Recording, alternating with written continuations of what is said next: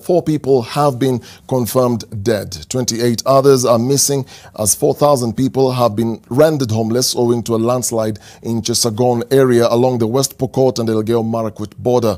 The government warns that poor environmental practices like deforestation are posing a risk to lives and livelihoods. Lois Ongoi has been on the ground and now reports on the tragedy that has visited families in the border town. The rainfall experienced in Chesegon area, which sits in both West Pokot and Elgeyo Marakwet counties on Saturday evening, was heavier than usual. It came down, soaked the soils and had the earth sagging, eventually tumbling. Chesegon Trading Center was buried. Kwa sasa wale watu ambao tumedhibitisha kwamba wamepoteza maisha ni watu 4, mtu mmoja ni upande wa West Pokot, upande wa Elgeyo Marakwet. Ile ripoti tumepata kufikia sasa ni watu 3 ambao wamepoteza maisha yao. The magnitude of Saturday's landslide is evident. Huge rocks, trees and trucks of mud define the space that was just days ago a trading center which was built to foster peaceful relations between the Pokot and Marakwet counties. Ilikuwa ni saa 10 hivi ndio hii maneno ikaanza huko juu.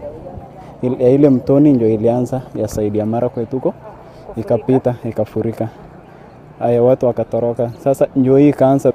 Tunasema tu kwa nyumbani, tunasema tu heri tulikuja mchana, kwa sababu ingekuja usiku hatujua sasa watu wote wangekufa ama tungesemaje.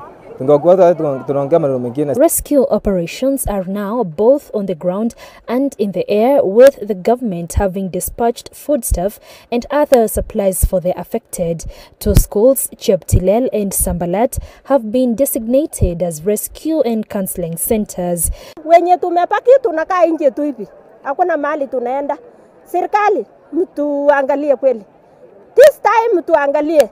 Tunalia kama wamama wenye wako na watoto wako nje, hakuna mali wanalala sai. 28 people are still missing, among them a police officer, according to the government spokesman Cyrus Oguna. Chesegon police post was also on the path of the trembling earth and was buried. Fortunately, 8 police officers were rescued alive. Security personnel and members of the community rescued 23 people during the day's operation. The disaster has rendered 493 households homeless, 315 West Pokot and 143 in Elgeyo Marakwet. These comprise of about 4,000 people. The big problem here is deforestation and forest degradation. These are 2 issues, and we have seen this all the way even in Embabut. The Embabut area, if you look at it, there's been so much degradation. So if we were to restore that, we will actually not have these problems along the valley.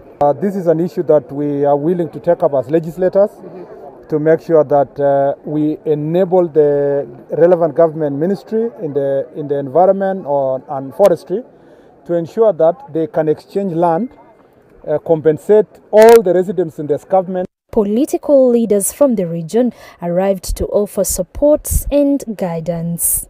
Because we know sometimes people might continue being around where their property is, and eventually they lose their lives. So for now, we are saying lives are more important than everything. Let people move to safer grounds. In the sense that shelter is required now, and food, and some warm clothing.